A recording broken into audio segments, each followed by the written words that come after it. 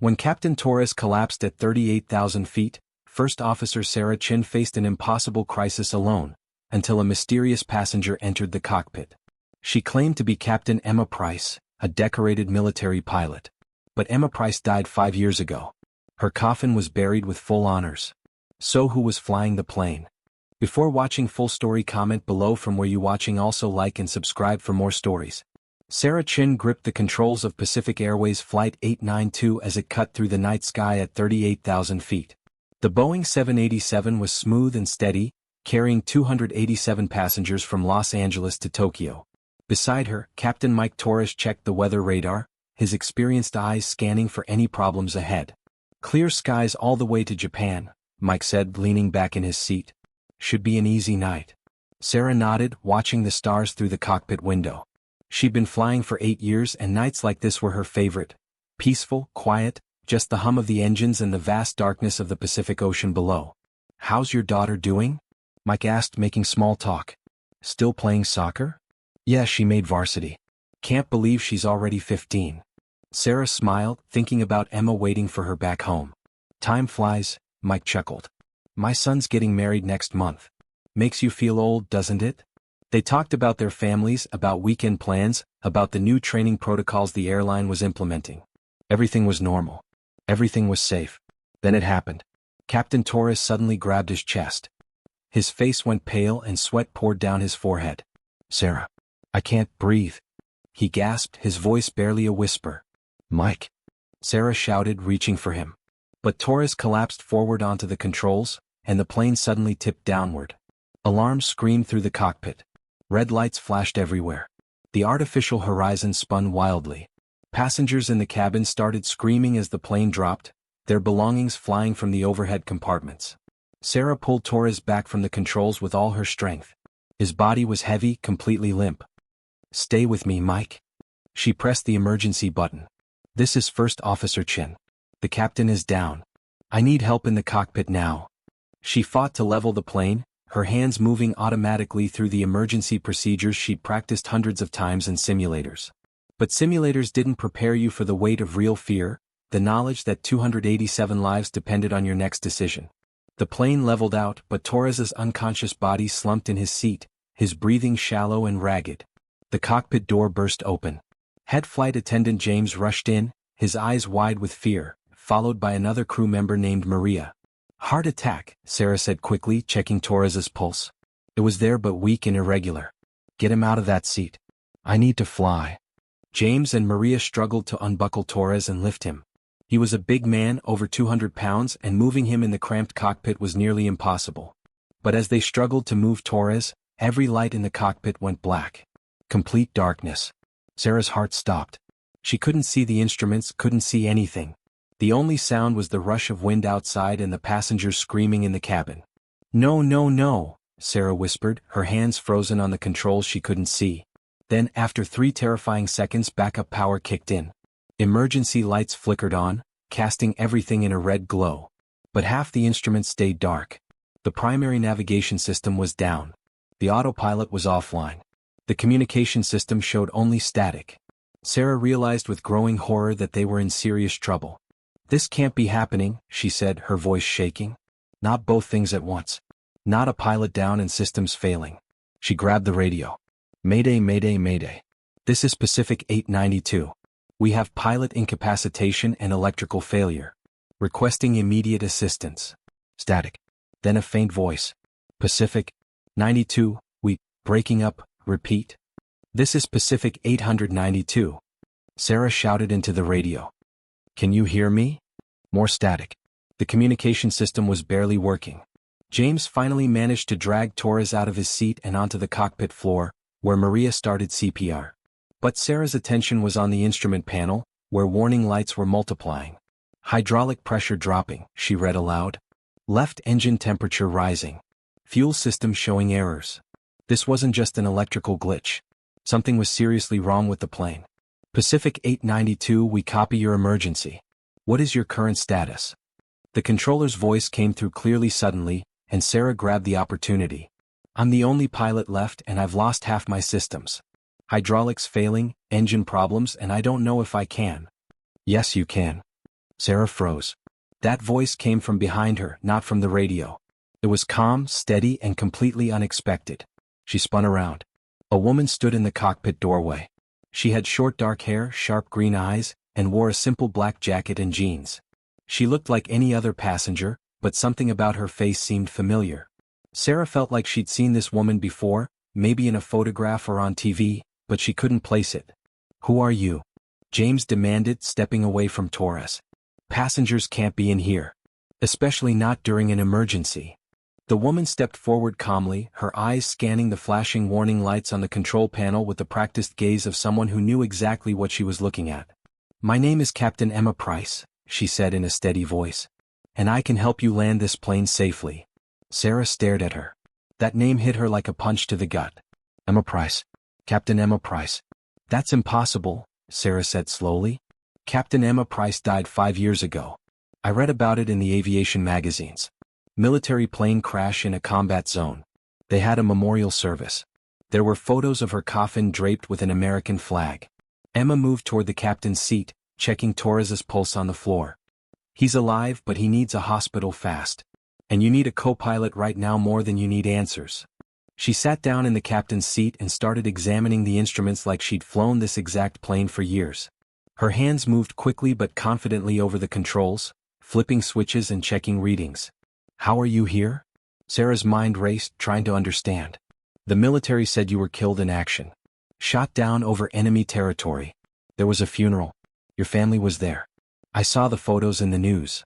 Emma's hands kept moving across the controls, bringing systems back online one by one. "What they said and what happened are two different things. My plane did crash. But I didn't die. I survived, and I've been doing other work for the past 5 years. Work I can't talk about. Work that required me to stay dead." She flipped several switches in rapid succession, and Sarah watched in amazement as more lights came back on. The navigation system flickered to life. The autopilot system rebooted. "Right now we have bigger problems than my life story," Emma said, pointing at the engine temperature gauge. "We've lost partial power on the left engine, and the right one is overheating badly. We're also losing hydraulic pressure, which means our flight controls are getting harder to manage. We need to land this plane soon, or we won't be landing it at all." Sarah looked at the fuel gauge and did quick mental calculations. "We're 3 hours from Tokyo and 4 hours from Los Angeles. Where can we go?" "Hawaii," Emma said immediately. "Honolulu is 2 hours away, that's our best option. But we'll have to dump fuel to reduce our landing weight, and even then, it won't be a smooth landing with these system failures." Sarah's training kicked in despite her confusion about who this woman really was. She grabbed the radio. "Pacific 892 requesting emergency landing at Honolulu International Airport. We have pilot incapacitation, multiple system failures, and we need immediate clearance." "Pacific 892, you are cleared for emergency approach," the controller responded quickly. "We're clearing all traffic. Medical teams and fire trucks are being positioned. What is your estimated time of arrival?" Emma was already calculating. 2 hours and 12 minutes at current speed, but we'll need to reduce altitude to manage the engine problems. Make it 2 hours and 30 minutes. As they began their descent and course change toward Hawaii, Sarah's hands worked the controls, but her mind kept returning to the impossible woman sitting next to her. "What happened to you?" Sarah asked quietly. "Where have you been for 5 years?" Emma's face darkened, and for a moment, Sarah saw something painful flash across her eyes. "My plane was shot down over hostile territory in Afghanistan. I was on a reconnaissance mission, gathering intelligence on terrorist groups that were planning attacks on civilian aircraft. The crash should have killed me, the plane was completely destroyed, but I survived with a broken leg and 3 cracked ribs. Why didn't you contact anyone? Why let everyone think you were dead?" "Because the Military Intelligence Division made a decision. A dead pilot doesn't raise questions. A dead pilot can't be interrogated if captured. A dead pilot can go places and do things that a living, acknowledged soldier never could."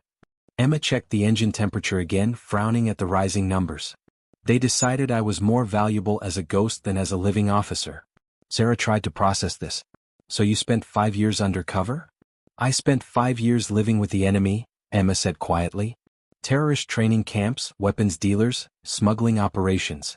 I learned their languages, adopted their beliefs, at least on the surface, and worked my way deep into their organizations. I became someone they trusted. Someone who could learn their plans. That's..." Sarah couldn't find words. That's insane. Your family thought you were dead. They buried an empty coffin. I know. Emma's voice cracked slightly, the first sign of emotion breaking through her calm exterior. That was the hardest part. Harder than the danger, harder than living in enemy camps, harder than pretending to be someone I wasn't.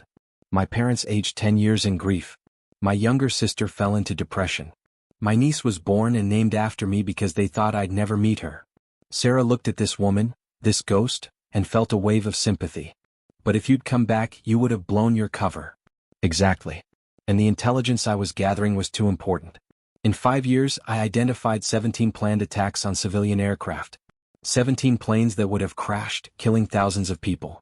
I found their weapons suppliers, their financial networks, their training methods. Every piece of information I sent back saved lives. The plane shook violently, interrupting their conversation. Warning alarms screamed through the cockpit. Engine 2 is overheating critically. Emma shouted over the noise. Temperature at 850 degrees and climbing. We're going to lose it. Sarah's hands tightened on the controls. Can we make it to Honolulu on one engine?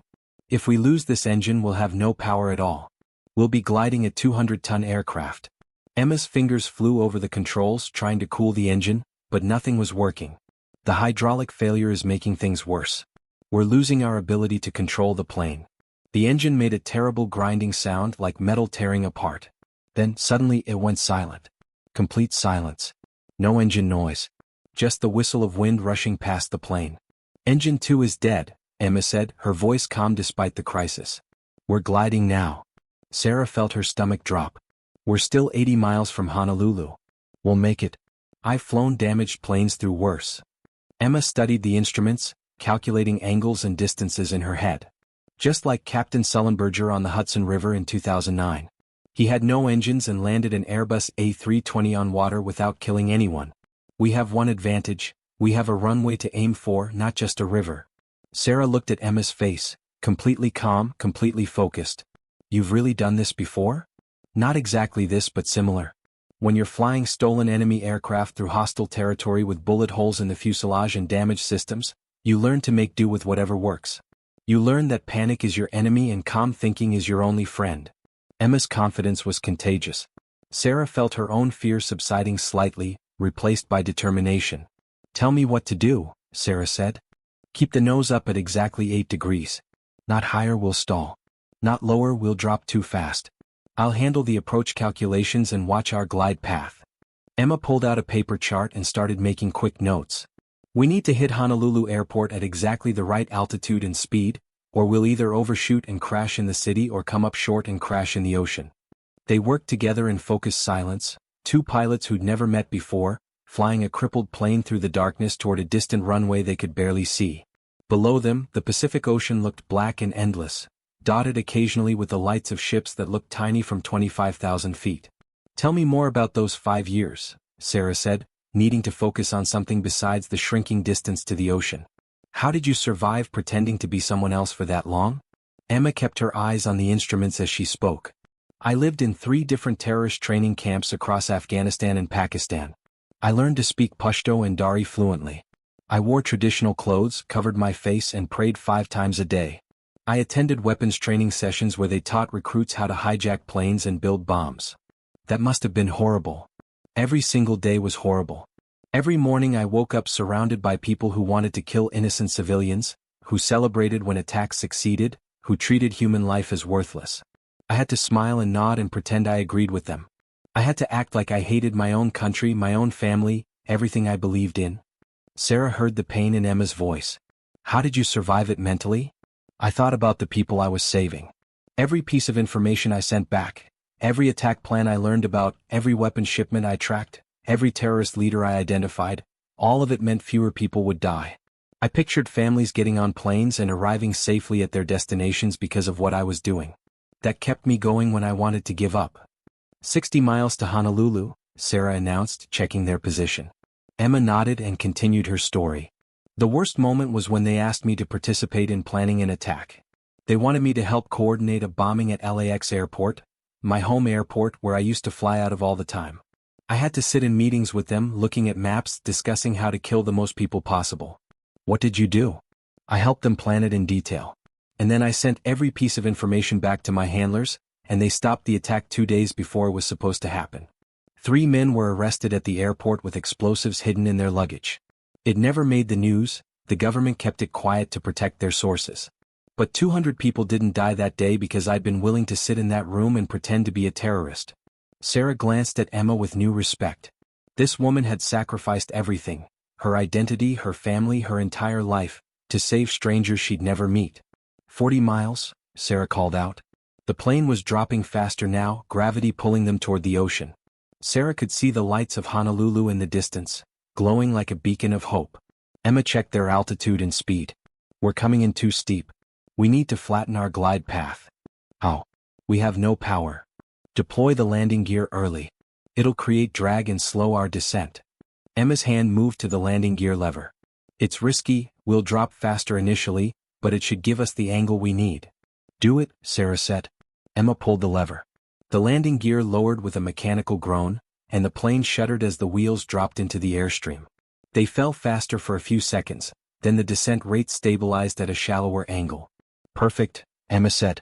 We're on track now. 20 miles, Sarah announced. She could see individual buildings now, cars on highways, boats in the harbor. Life continuing normally while they fought to survive in the sky above. Emma pointed to the instrument panel. See that? Our hydraulic pressure just dropped to critical. We're losing our ability to steer. When we land, the controls might not respond normally. We'll need to use differential braking on the wheels to steer on the runway. I've never done that with a plane this size. Neither have I. We'll figure it out together. Sarah smiled despite the fear. This strange woman, this ghost from the past, had appeared exactly when she was needed most. It felt like fate, like the universe had put Emma on this specific flight for this specific reason. 10 miles, Sarah called out. I can see the runway lights. Fire trucks and ambulances lined both sides of the runway, their lights flashing red and blue. Dozens of emergency vehicles were positioned and ready for the worst. 5 miles. Landing gear confirmed down and locked. Emma's hands gripped the controls. When we hit, it's going to be hard. Probably the hardest landing either of us has ever made. Tell the passengers to brace. Sarah grabbed the intercom. Ladies and gentlemen, this is First Officer Chin. We are about to make an emergency landing. Put your heads down, grab your ankles, and brace for impact. Follow all crew instructions immediately after landing.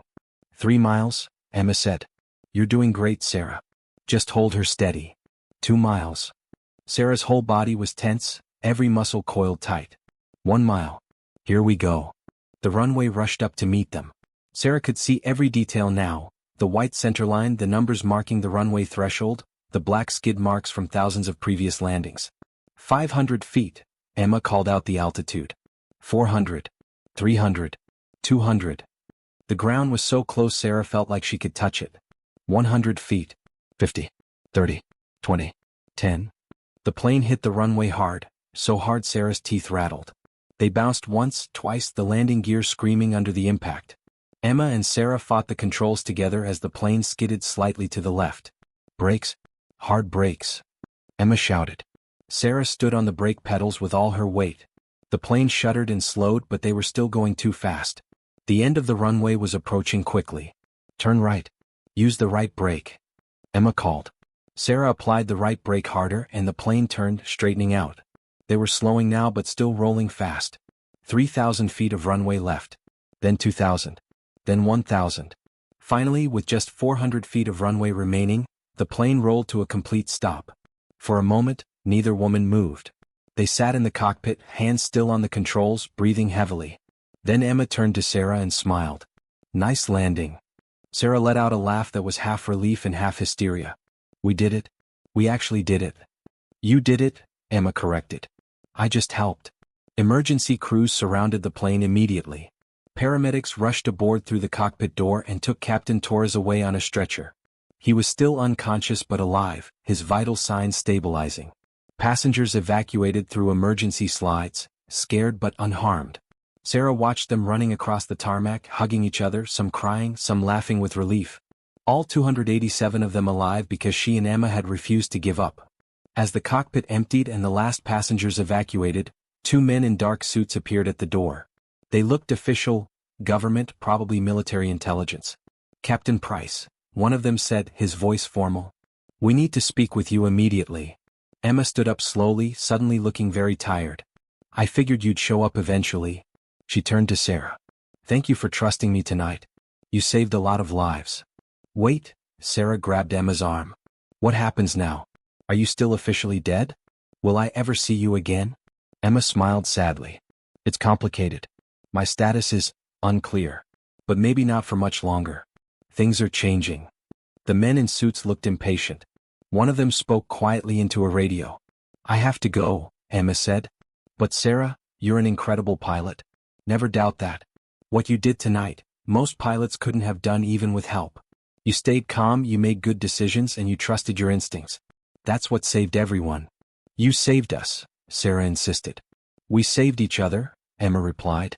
The men led Emma toward the terminal, and Sarah watched her go, still not quite believing what had happened. A ghost had appeared in her cockpit and helped her save 287 lives. And now that ghost was disappearing again, back into whatever shadowy world she'd been living in for 5 years. Sarah sat down in the cockpit, exhausted. Her hands were shaking now that the adrenaline was wearing off.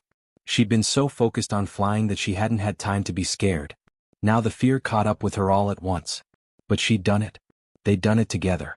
An airline official appeared in the doorway. First Officer Chin? Are you okay? Yes, Sarah said. I'm okay. How's Captain Torres? They're taking him to the hospital now. The paramedics think he'll recover. You saved his life by getting him to the ground so quickly. Sarah nodded, too tired to say anything else. There will be an investigation, of course. We'll need your full report about what happened. And the official hesitated. We'll need to know about the passenger who helped you. Captain Emma Price. Our records show no one by that name was on the flight manifest. Sarah's mind raced. Emma had been traveling under a false identity, of course. The military wouldn't have put her on a commercial flight under her real name if she was supposed to be dead. I don't know much about her, Sarah said carefully. She said she was military. She knew how to fly. She saved us. That's all I can tell you. The official frowned but nodded. Well, we'll figure it out. Right now you should get checked by the paramedics. You've been through a traumatic experience. Sarah let them lead her to an ambulance, where paramedics checked her blood pressure and heart rate and shined lights in her eyes. Everything was normal except for the adrenaline still racing through her system. She sat in the ambulance, wrapped in a blanket despite the warm Hawaiian night, and watched the emergency crews securing the aircraft. The Boeing 787 sat on the runway with its emergency slides deployed, looking wounded but intact. It had brought them home safely despite everything going wrong. Sarah pulled out her phone and called her daughter. Mom? Where are you? I saw on the news that your flight made an emergency landing. I'm okay, honey. Everyone's okay. It was scary, but we landed safely. What happened? Sarah thought about how to answer.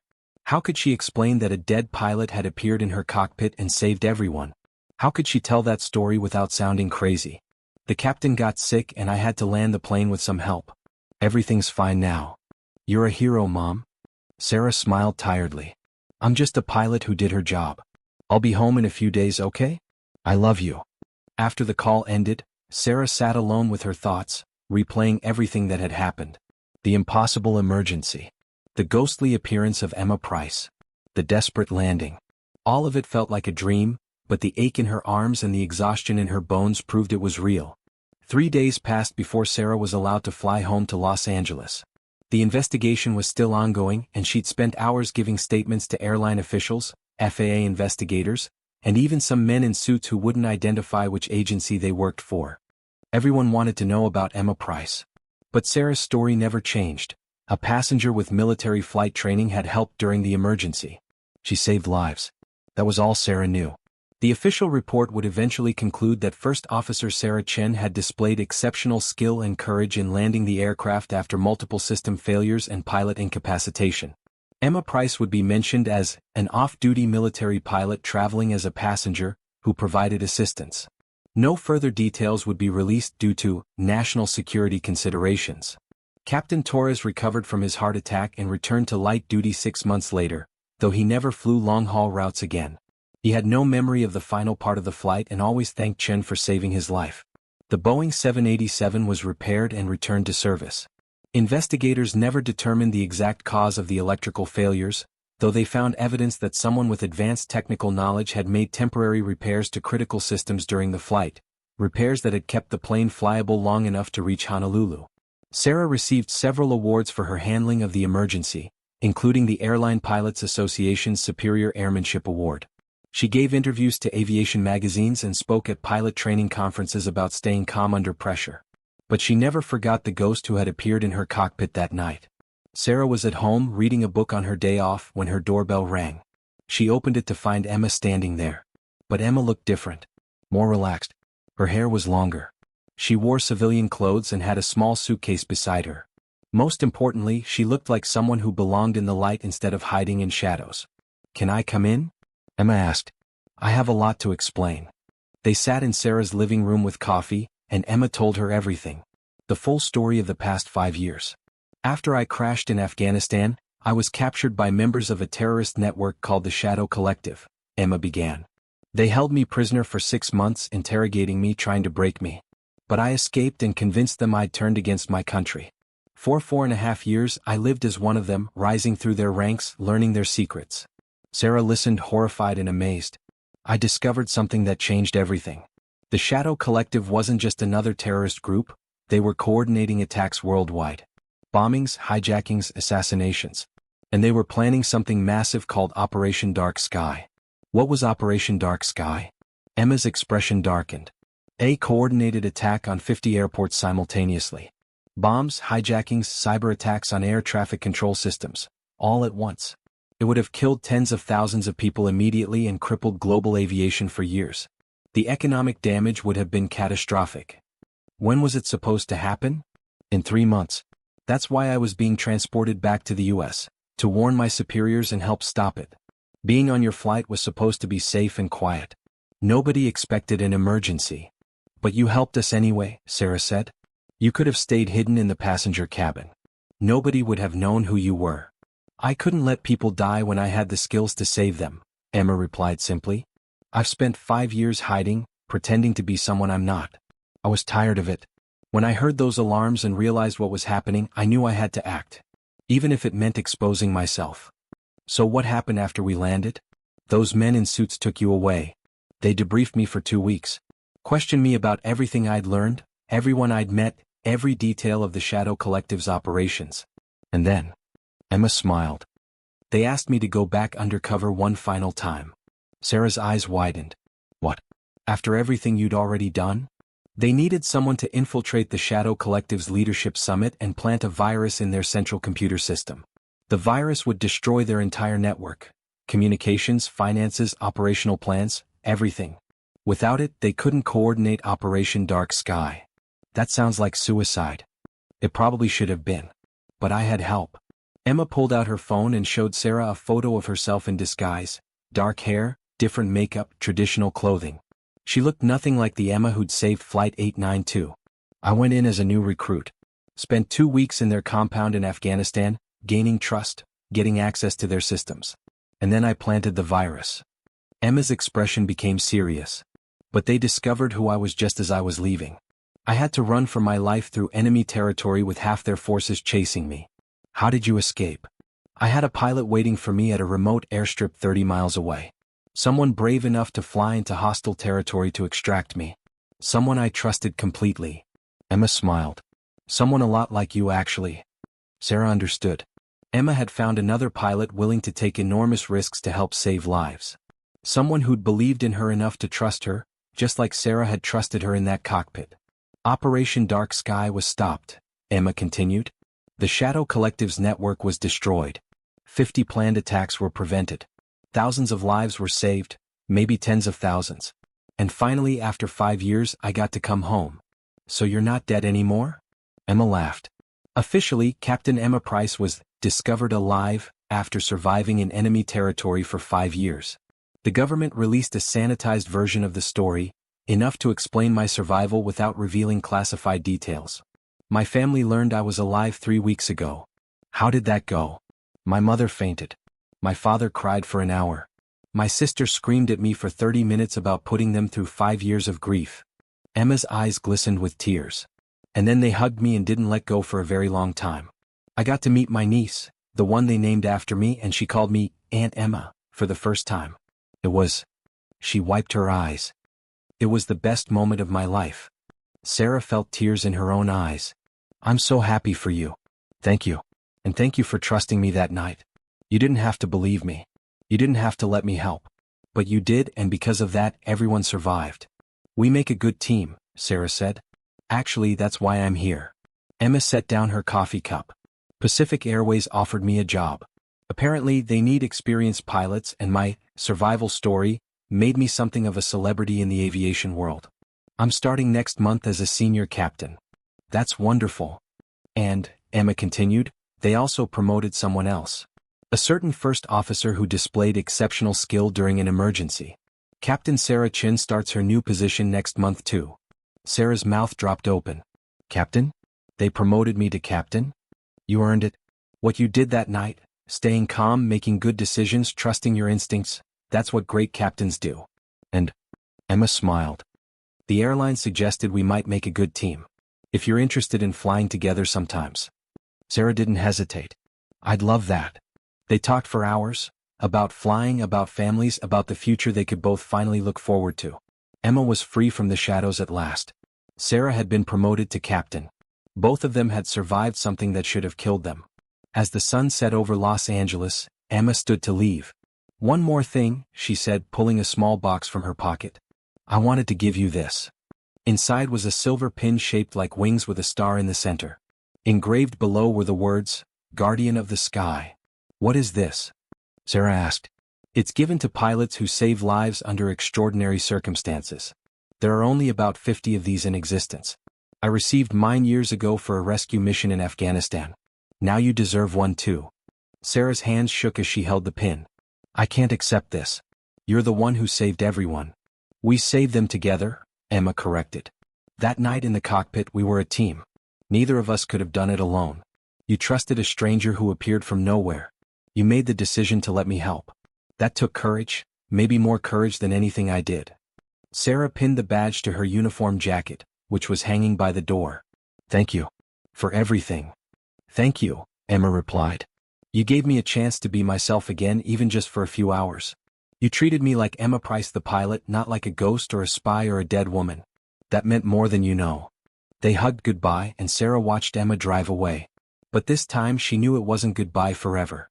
They'd see each other again soon in the cockpit of some aircraft, flying passengers safely to their destinations.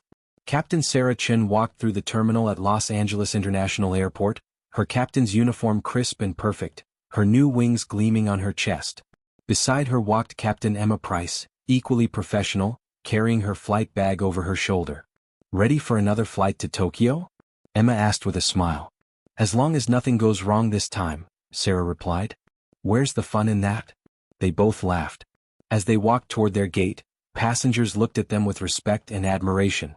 Some recognized Emma from news articles about her incredible survival story. Others recognized Sarah from the award ceremony where she'd received her medal for saving Flight 892. But most people just saw two professional pilots heading to work, ready to safely transport hundreds of passengers across the Pacific Ocean. They didn't know about the ghost who had saved a plane. They didn't know about the 5 years of sacrifice in enemy territory. They didn't know about the desperate landing in Hawaii with no engines and failing systems. And that was fine. Sometimes the best heroes are the ones nobody knows about. Sometimes saving the world means staying quiet about it. Sometimes the most important victories are the ones that never make headlines. But Sarah and Emma knew. They knew what they'd accomplished together. They knew how many lives they'd saved. And they knew that whatever challenges came next, they could face them together. As they boarded their aircraft and began their pre-flight checks, Sarah looked over at Emma and smiled. Thanks for coming back from the dead. Emma laughed. Thanks for believing in ghosts. They flew into the night, two captains on a routine flight to Tokyo, carrying 287 passengers who would never know how lucky they were to have these two women in the cockpit. But in the shadows of international intelligence agencies, in classified files that would stay secret for 50 years, in the memories of government officials who knew the truth, the story would be remembered. The story of how a ghost appeared in a cockpit at exactly the right moment. How two strangers became a team in minutes. How courage and trust and skill combined to save hundreds of lives. The story of Captain Emma Price and Captain Sarah Chin, two heroes who proved that sometimes the impossible is just another day at work.